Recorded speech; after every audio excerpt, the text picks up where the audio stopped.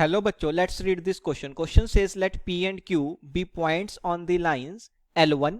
R vector is equal to 6 I cap plus 7 j cap plus 4 k cap plus lambda times 3 I cap minus j cap plus k cap. L2. R vector is equal to minus 9 j cap plus 2 k cap plus mu times minus 3 I cap plus 2 j cap plus 4 k cap respectively, which are nearest to each other. The volume of parallelepiped formed by OP vector, OQ vector and OR vector, where O is origin and R 1, minus 1, 0 is equal to. Option A is 64, option B is 78, option C is 86 and option D is 96. सबसे पहले हम discuss करेंगे अपना की concept, and our key concept is volume of parallelepiped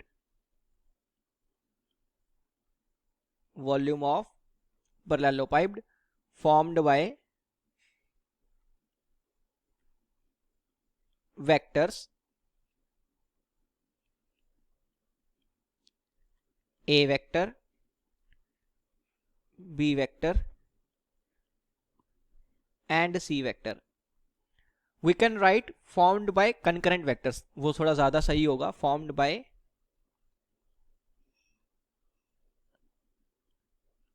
concurrent vectors A vector, B vector and C vector is given as volume V is equal to box product of A vector, B vector and C vector और इसका mod. Because box product जो है वो positive भी हो सकता है, negative भी हो सकता है, पर वॉल्यूम ऑफ पैरेललोपाइड हमेशा पॉजिटिव होगी, इसीलिए हम मॉड ले लेंगे. तो ये फॉर्मूला हमें पता होना चाहिए. अब हमें क्या बोल रहा है कि P पॉइंट जो है वो लाइन L1 पे लाई कर रहा है और Q पॉइंट जो है वो लाइन L2 पे लाई कर रहा है. तो सबसे पहले अगर मैं L1 लाइन की इक्वेशन लिखता हूं, वो क्या गिवन है हमें. L1 is R vector is equal to 6 I cap plus 7 j cap plus 4 k cap plus lambda times 3 I cap minus j cap plus k cap, right. अगर मैं इसी इक्वेशन को कार्टेशियन फॉर्म में लिखना चाहूं तो किस तरीके से लिख सकते हैं. L1 की ही इक्वेशन अगर मेरे को कार्टेशियन फॉर्मेट में लिखनी है तो क्या करेंगे, x माइनस यहाँ पे जो आई कैप का कोफिशिएंट है वो क्या है 6, तो यहाँ पे x माइनस 6 आ जाएगा होल डिवाइडेड बाय यहाँ पे जो आई कैप का कोफिशिएंट है वो 3, so x minus 6 by 3. Similar तरीके से क्या आ जाएगा y minus 7 by minus 1 it is equal to z minus 4 by 1 is equal to lambda. अब हमें पता है कि जो पॉइंट P है वो लाइन L1 पे लाई कर रहा है. L1 पे लाई करने वाले किसी भी पॉइंट के कोऑर्डिनेट्स में एज्यूम कर सकता हूं. देखो P पॉइंट के कोऑर्डिनेट्स में क्या लिख सकता हूं, अगर x माइनस 6 बाय 3 की वैल्यू लैम्डा है तो x कितना हो जाएगा 3 लैम्डा प्लस 6. तो x कोऑर्डिनेट में लिख सकता हूं P पॉइंट का 3 लैम्डा प्लस 6. सिमिलर तरीके से y कोऑर्डिनेट क्या हो जाएगा minus lambda plus 7 and z coordinate क्या हो जाएगा लैम्डा प्लस 4. तो इस तरीके से मैं P पॉइंट के कोऑर्डिनेट्स एज्यूम कर सकता हूं. P पॉइंट जो है वो लाइन L1 पे लाई कर रहा है. सेम तरीके से अगर मैं लाइन L2 की इक्वेशन देखूं तो वो हमें क्या गिवन है, L2 की इक्वेशन है minus 9 j cap plus 2 k cap. L2 is R vector is equal to minus 9 j cap plus 2 k cap plus mu times minus 3 I cap plus 2 j cap and plus 4 k cap. Okay, इस equation को भी मैं Cartesian form में convert करूंगा तो L2 की equation में लिख सकता हूं x माइनस 0, बिकॉज यहां पे आई कैप का कोफिशिएंट जो है वो 0 है. सो x माइनस 0 अपॉन यहां पे आई कैप का कोफिशिएंट कितना है minus 3 is equal to y minus minus 9, तो वो y प्लस 9 हो जाएगा. So y plus 9 by 2 is equal to z minus 2 by 4 is equal to mu. ये हमारी L2 की इक्वेशन आ गई इन कार्टेशियन फॉर्मेट. क्योंकि Q पॉइंट जो है वो लाइन L2 पे लाई कर रहा है तो Q के कोऑर्डिनेट्स मैं लिख सकता हूं. यहां से देखो x की वैल्यू कितनी आएगी minus 3 times mu. X coordinate can be written as minus 3 times mu, y coordinate क्या हो जाएगा 2 times mu minus 9, so 2 mu minus 9, and z coordinate we can write as 4 mu plus 2, so z coordinate will be 4 mu plus 2. इस तरीके से हम q के coordinates लिख सकते हैं. अब अगर मैं क्वेश्चन में ध्यान से देखूं तो हमें बोल रहा है कि p एंड q जो है वो लाइन L1 और L2 पे लाई कर रहे हैं such that they are nearest to each other. इसका क्या मतलब है कि अगर मैं P पॉइंट और Q पॉइंट को ज्वाइन कर दूं तो मेरे को लाइन L1 और L2 के बीच का शॉर्टेस्ट डिस्टेंस मिलना चाहिए, और हमें पता होना चाहिए कि कोई भी दो कर्व्स के बीच का जो शॉर्टेस्ट डिस्टेंस होगा वो उनके कॉमन नॉर्मल के अलोंग ही लाई करेगा. मतलब क्या है कि P और Q जो होंगे वो एक दूसरे के नियरेस्ट तभी होंगे अगर लाइन PQ जो हो वो L1 के भी नॉर्मल हो और L2 के भी नॉर्मल हो. अब जो लाइन L1 है वो पैरेलल होगी इस वेक्टर के 3i कैप माइनस जे कैप प्लस के कैप. तो L1 जो है वो लेट से इसको मैंने B1 वेक्टर एज्यूम कर लिया, B1 वेक्टर के पैरेलल होगी 3i कैप माइनस जे कैप प्लस के कैप, एंड लाइन L2 जो होगी वो इस वेक्टर के पैरेलल होगी. सो इसको लेट से मैंने B2 वेक्टर एज्यूम कर लिया. सो B2 vector is minus 3 times i cap plus 2 times j cap plus 4 times k cap.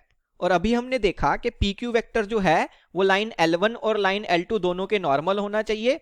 Means वो pq वेक्टर क्या होगा b1 वेक्टर और b2 वेक्टर के परपेंडिकुलर होगा, because b1 vector line L1 के parallel है, b2 वेक्टर लाइन L2 के parallel है. और हमें पता होना चाहिए कि परपेंडिकुलर वेक्टर्स का डॉट प्रोडक्ट क्या होता है 0.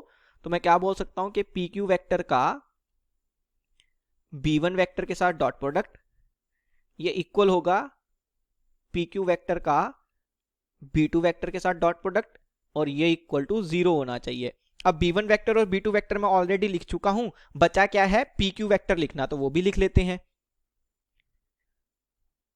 pq वेक्टर कैसे लिखेंगे, सबसे पहले हम q के x कोऑर्डिनेट में से p का x कोऑर्डिनेट जो है वो सब्ट्रैक्ट कर देंगे. तो क्या आ जाएगा माइनस 3 म्यू, इसमें से मैंने क्या किया 3 लैम्डा प्लस 6 को सब्ट्रैक्ट कर दिया, so minus 3 lambda and minus 6. ये मेरा क्या हो गया आई कैप का कोफिशिएंट हो गया.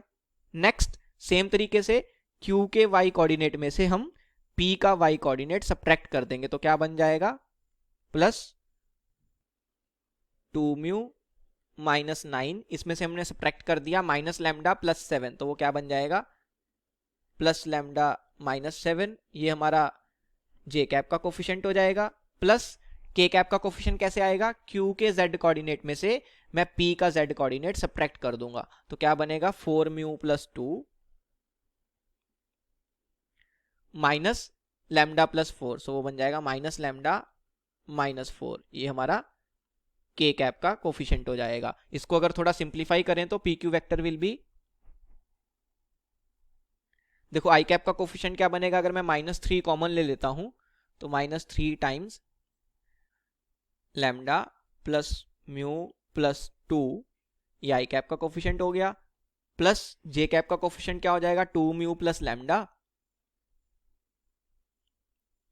और कांस्टेंट टर्म माइनस 16 हो जाएगी. प्लस के कैप का कोफिशिएंट क्या हो जाएगा 4 म्यू माइनस लैम्डा, और कांस्टेंट टर्म कितनी हो जाएगी माइनस 2. तो ये मेरे पास क्या आ गया PQ वेक्टर आ गया. अगर मैं B1 वेक्टर और B2 वेक्टर लिखूं तो सबसे पहले लेट से B1 वेक्टर लिख लेते हैं. वो हमारे पास क्या है 3i कैप माइनस जे कैप प्लस के कैप. अब इन दोनों वेक्टर्स का डॉट प्रोडक्ट लेके देखते हैं क्या बनता है. सो PQ vector dot product with B1 vector कैसे लेंगे, सबसे पहले इन दोनों के आई कैप के कोफिशिएंट्स आपस में मल्टीप्लाई होंगे. So minus 9 into lambda plus mu plus 2 बन जाएगा.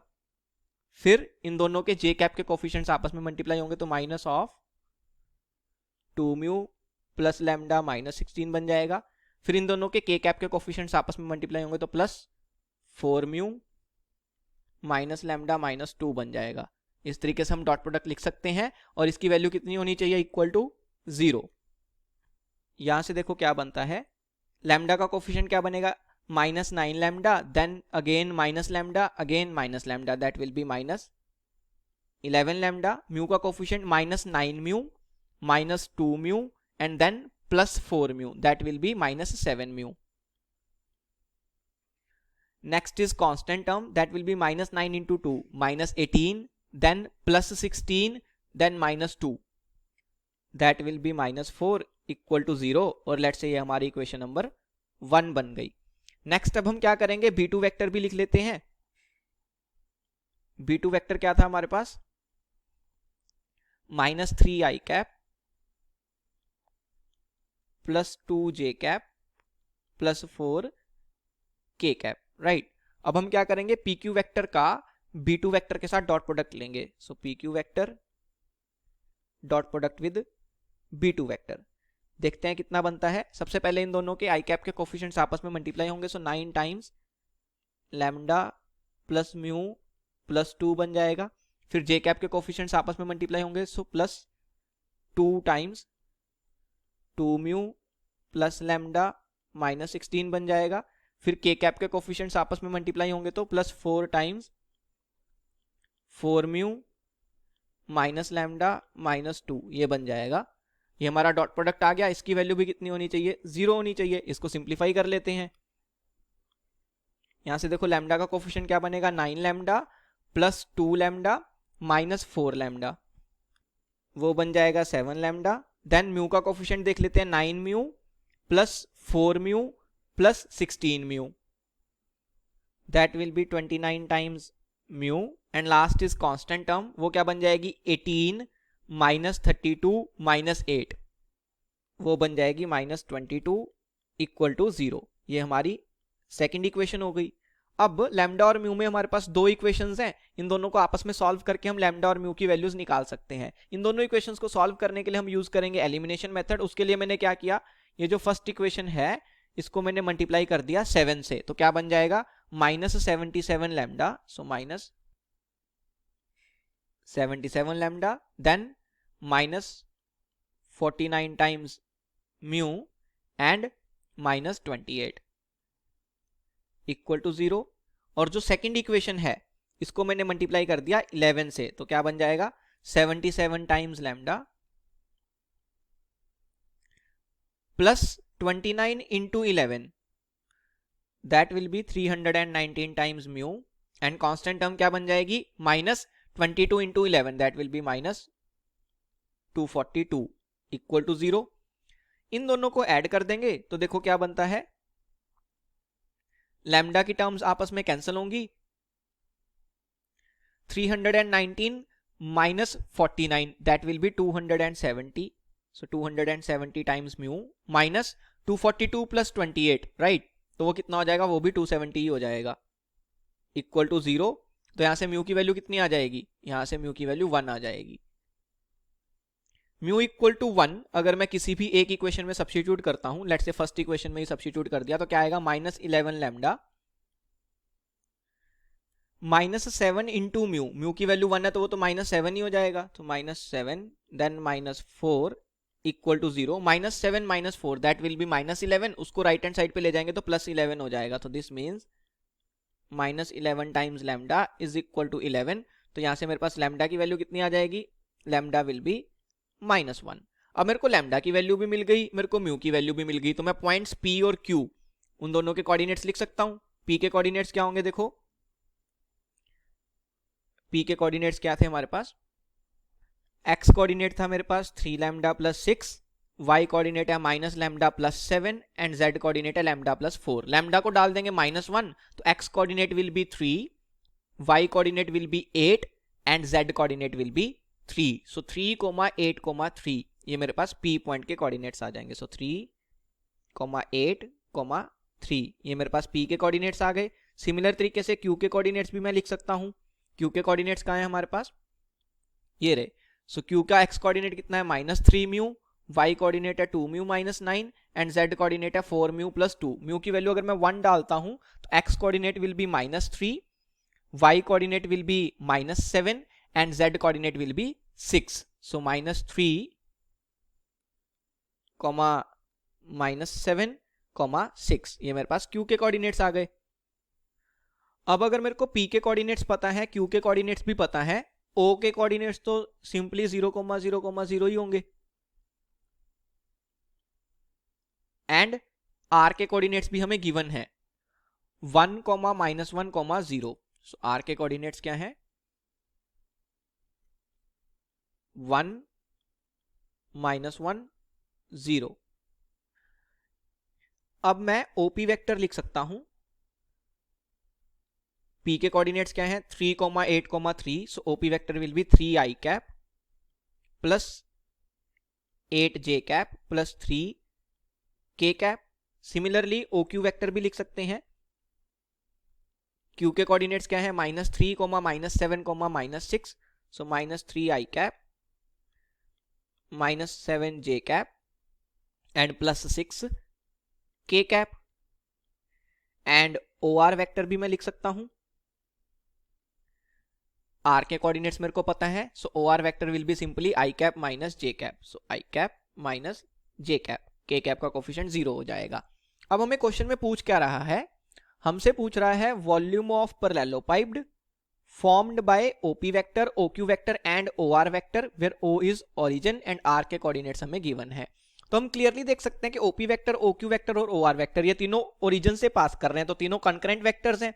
और अभी हमने फॉर्मूला देखा volume of parallelepiped formed by concurrent vectors, उसको हम किस तरीके से लिख सकते हैं यूजिंग बॉक्स प्रोडक्ट हम लिख सकते हैं। बॉक्स प्रोडक्ट लिखते कैसे हैं यूजिंग 3x3 डिटर्मिनेंट। तो देख लेते हैं कि वॉल्यूम क्या बनेगी। Volume will be simply mod of box product of OP vector, OQ vector and OR vector using our key concept। ये मैं लिख सकता हूं। So volume will be mod of box product को हम 3x3 के डिटर्मिनेंट की फॉर्म में लिखेंगे, जिसमें फर्स्ट रो में क्या आएगा OP वेक्टर के i cap, j cap, k cap के कोफिशिएंट्स। तो क्या हो जाएगा वो 3, 8, 3। फर्स्ट रो हमारी क्या बन जाएगी 3, 8 एंड 3। सिमिलर तरीके से सेकंड रो में क्या आएगा OQ वेक्टर के i cap, j cap, k cap के coefficient. So -3, -7 and 6। And third row में क्या आ जाएगा OR वेक्टर के i cap, j cap, k cap के coefficients, that will be 1, -1 and 0। तो ये मेरा बॉक्स प्रोडक्ट हो गया यूजिंग डिटर्मिनेंट, और इसका हमें मॉड लेना है। तो मैंने क्या किया, इस डिटर्मिनेंट को थर्ड रो के अलोंग एक्सपेंड कर दिया, बिकॉज थर्ड रो में थर्ड एलिमेंट 0 है, तो डिटर्मिनेंट निकालना इजी होगा। So volume will be mod of, देखो थर्ड रो में फर्स्ट एलिमेंट है 1, इसके कॉरस्पॉन्डिंग टर्म क्या हो जाएगी 8 into 6। So 1 times 8 into 6 will be 48 minus -7 into 3, तो माइनस ऑफ -21 हो जाएगा, जिसको मैं +21 लिख सकता हूं। नेक्स्ट एलिमेंट है -1, तो इसके कॉरस्पॉन्डिंग टर्म क्या हो जाएगी +1 into 3 into 6, that will B 18 minus 3 into -3, तो वो माइनस ऑफ -9 होगा, जिसको मैं +9 लिख सकता हूं। और थर्ड एलिमेंट 0 है, तो उसके कॉरस्पॉन्डिंग टर्म तो 0 ही होनी है। तो इस तरीके से हम डिटर्मिनेंट को थर्ड रो के अलोंग एक्सपेंड कर सकते हैं। तो वॉल्यूम कितनी बन जाएगी 48 + 21 + 18 + 9, दैट विल बी 96। तो जो वॉल्यूम मेरे को निकालनी थी उसकी वैल्यू कितनी आ गई 96 आ गई। कौन सी ऑप्शन मैच कर जाएगी, option D 96 is my final answer। Hope you understood it well. Best of luck. Thank you.